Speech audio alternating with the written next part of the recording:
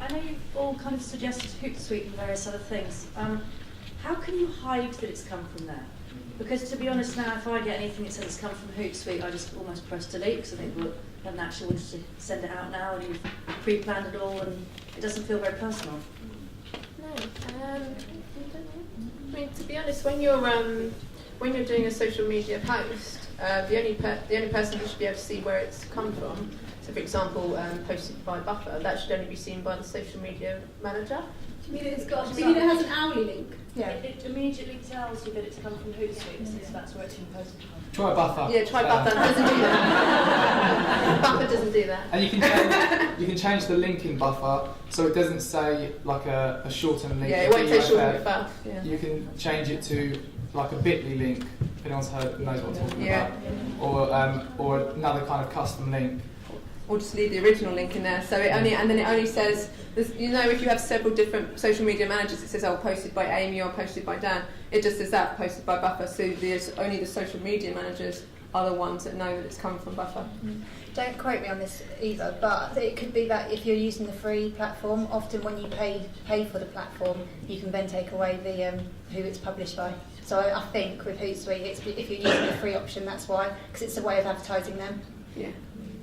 It shouldn't on Twitter. It shouldn't say that it's tweeted by Hootsuite, but it will have an hourly link. But I see that things have hourly links, but I don't really care. Like, I understand that people schedule content, and most businesses particularly schedule content, and I think that's just accepted. Exactly. Yeah, I was going to say, to throw a spanner in the works, I think you shouldn't hide that you're scheduling some posts.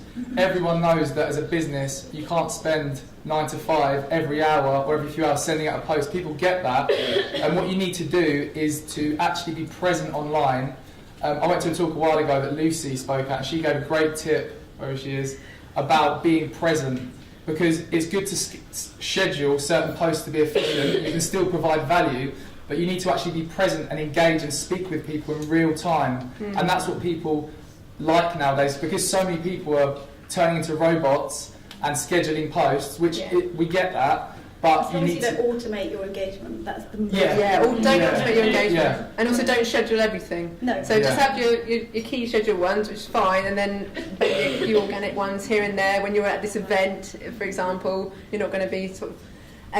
People know that it's going to be scheduled, as Dan says. I mean, this is not Hootsuite like at all promotion, but selling it. I had a meeting on Monday with their EMEA head of community and engagement, and he was basically showing me what Hootsuite are putting out on their platform, and they don't schedule everything. The majority of it is scheduled about a week or two in advance, but that's on their content or their third-party content. I suppose they react to trends quite a lot, and I think that's quite important because that links to the human aspect of it. So they come across as quite a human company, and they're speaking they're quite humorous, they're quite funny, engaging, and that's a cross between not just scheduling everything and leaving it to that, but also to reacting on trends and stuff that sort of comes about on a day-to-day basis. Cool. Next question, this gentleman here at the front. Hi, Michael from MC Square Marketing. Who is your biggest influencer in social media and why? Gary Vaynerchuk. Anyone else? Each of the panel actually would be interested to hear. It depends on the industry, I think, because it's always good. It's always good to see what other people are doing. If you're working for a brand, it's always good to see what. I'm influenced by so many different people, depending on what they're doing. It's hard to pick one, and dare I say that sometimes you can be influenced by Kardashians. But not everything that they do is obviously PC. But you can see how whoever's managing their social media is interacting with people, how they're generating content. But even I get influenced by the little guys. Beauty salon down the street that is opening and has put balloons outside, or my baby's coming to store and it's getting loads of likes, and little stuff like that, really wholesome human stuff that really it's just wonderful. Really, it doesn't have to have loads of likes or loads of followers. And that's the sort of stuff that really influences me. Biggest influencers for digital mums are 100% digital mums. Yeah. As you can probably tell, there's a lot of them in the room. So many of our new students were referred by previous students, and particularly because they become very social media savvy when we train them. They all get on Twitter, they've got big personal brands on Twitter now, so they're actually fairly influential in the room, right? So that's without a doubt digital mums for us. I'm a huge Gary Vaynerchuk fan. In terms of social, I think he probably gets it more than anybody else, and also puts out such a constant stream of content about it. And he's obviously got now this like 20-person team just producing all the stuff he's just talking about all day constantly. So he's got a massive advantage that way. And very specifically, I don't know if anyone who's in Facebook ads, John Loomer is the don with Facebook ads. Like, he is just by far producing the most high quality technical content about Facebook ads that there is. I don't think there's an equivalent for LinkedIn or Twitter or Instagram ads. Like, just for him, just in terms of ads wise, John Loomer. Sorry, John, what is the name again? John Loomer, JONLOOMER. John Loomer. I think his website's johnloomer.com. I'd like to give a shout out to Chris Ducker. If anybody's heard of Chris Ducker? I've known Chris for about 5 or 6 years. He's an English guy who lives in the Philippines.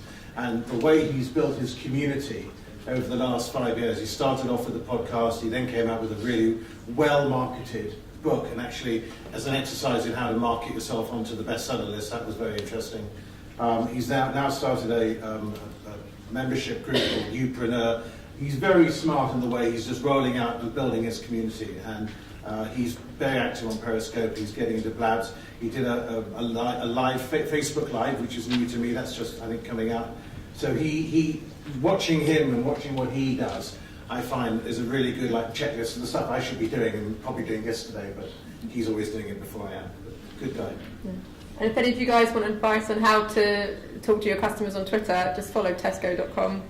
They're one of the best. They're absolutely fantastic the way they come back to their customers, even when their customers say something that isn't necessarily nice, or maybe having got one of their services. What their team and what they come back with is fantastic. And Buffy's good as well. You get stickers. Just in case you didn't know. We've got another question.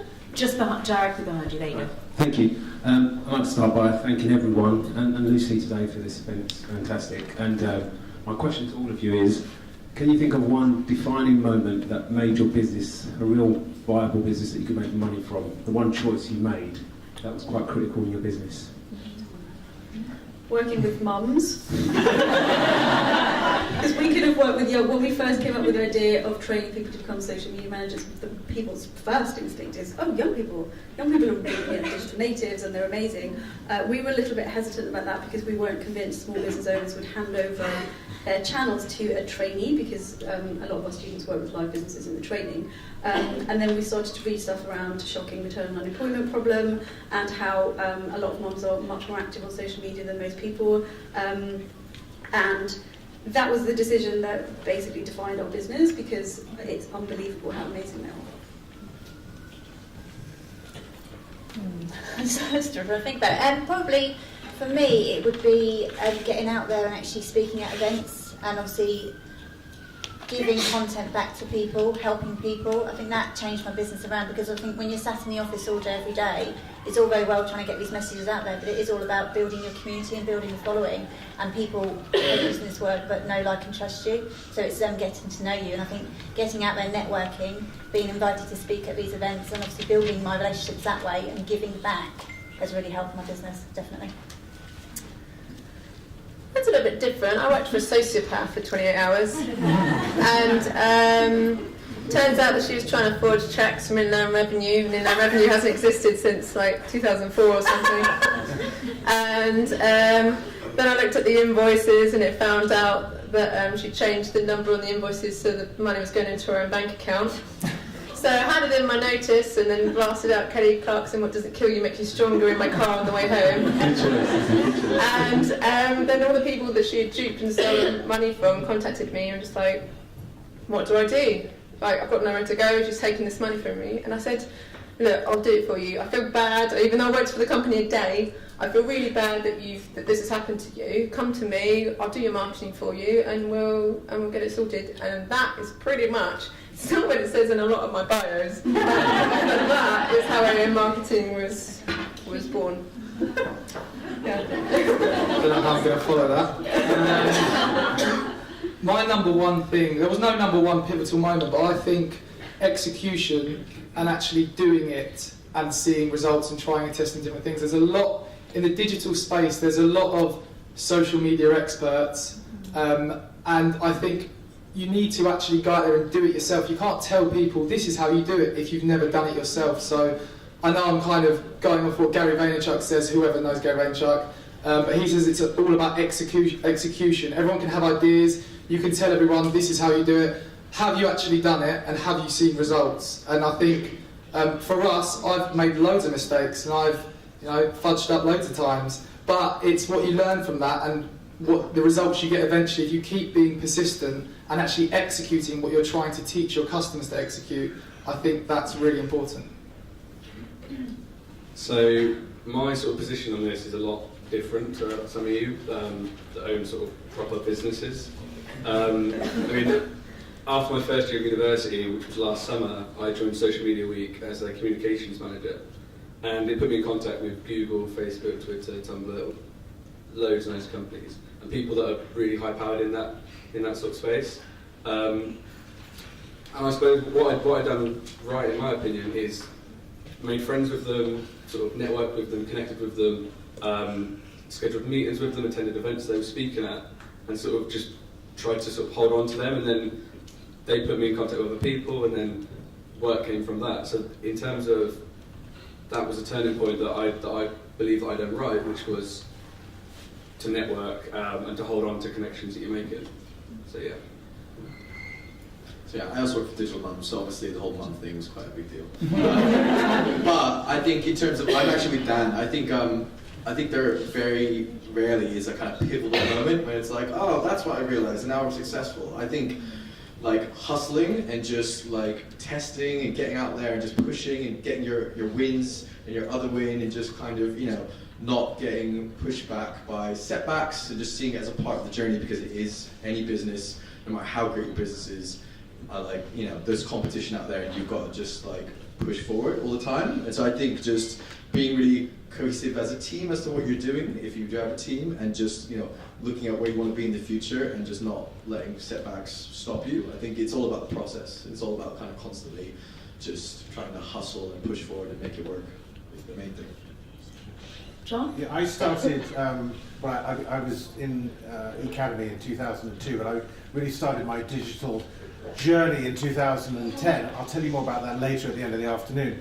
But for about 3 years, I had a blog, I had a podcast, I was on social media, and I really wasn't pulling it together, and I certainly wasn't monetizing it, which was part of my objective. And I went to a mastermind group in May 2013, which a friend introduced me to. And when my half-hour slot came up, and they said, I said, no, I'm an alcoholic, and all the rest of it. I said, look, how do I take my knowledge? And somebody just said one magic word that has completely changed my business, and that was Udemy. And I started publishing courses on Udemy, and I never looked back. So that was that. If I hadn't gone to that, I might have found Udemy eventually. But I just went to that mastermind group, and the power of masterminds, where there were, actually in this room, there were 10 people in the room. And the exchange of ideas that day was absolutely phenomenal. And I came away with that one magic word, and that was the change. Thank you. I think this could be mine, so it's really going to open up my eyes. Thank you. Okay. Mr. K, we've got a question in the middle of the room. Elliot, can you put your hand up again? Oh, you've got a mic. Yeah, you gave it to me ages ago. So I got a question in terms of, I hear the term disruptive marketing flung around like yellow cards at a Chelsea match. Can you explain what that actually means in social media terms and when you should use it? Personally, not a big fan of the words disruptive and innovative in most things, because often they're not. I mean, I think in terms of marketing, what you're trying to do is not disrupt. So I think, I guess I think you disrupt industries. I don't think you disrupt in your marketing. unless if you're disrupting people, that's kind of a negative thing, right? You want them to want you want their permission to market towards them. I'm a really big believer in it's all about like having permission. It's constantly, you're not shoving things in people's faces that they don't want. You're finding the right people who are interested in what you're doing and your content and giving it to them, adding value. So I think it's a bit of a misnomer in terms of saying disruptive marketing. That's just my personal view though. But I think disruptive, it's kind of usually self-proclaimed. I think my marketing is disruptive or something. I think probably social media was a disruptor for marketing, but do you do disruptive social media marketing? I'm not sure. I mean, I couldn't have said it better myself, really. That was it. Okay, is there a different perspective? No, I completely agree with that, and nothing more to add. You smashed it. There's this tool called Buffer. I completely agree. I mean, when I think of disruptive marketing, I think of someone going up to someone, punching them in the face, and then handing them a business card. Yeah, completely. Especially so, it is kind of self-proclaimed, exactly how you said. Are there any other different perspectives, John? I'll take it. I agree with what you said, but I'm going to take it right down to the very micro level, because if you're familiar with the AIDA concept, AIDA, attention, interest, desire, action. The A is all about getting people's attention when they start, and for me, a lot of that in social media is about getting your headline right, or the subject of your email right, and getting people's attention with that is a very minor disruptor. And the best advice I can do is to encourage you to keep a little note file, and every time you see an email in your inbox and you're stimulated by the headline, to open it, copy the headline. And that's a little interrupter, and that's obviously, it's normally curiosity or it's something. Now at the moment, very short ones, whoops, you think, whoops what? And people open it. So just as a very minor example, but otherwise I tend to be uncontroversial in my marketing. So you were in my YouTube workshop, weren't you? I was, yeah. So when we showed the video and it's a nice man just having a coffee and then suddenly the voiceover tells us that he's got piles. That's a good example. Not really disruptive, but as you say, just a little bit of an interest boost, so you're like, oh, that's not what I was expecting. So you're saying, forget disruptive marketing, it's another hocus pocus? I would say it's a hocus pocus. I would just say it's just defining one thing as all of this is disruptive marketing. It's really generalised. It's like saying guerrilla marketing. Guerrilla marketing could be absolutely anything. People just call it that because they want to categorise it into something. But as I say, calling it disruptive marketing and using that as a word is something that, Right at the front.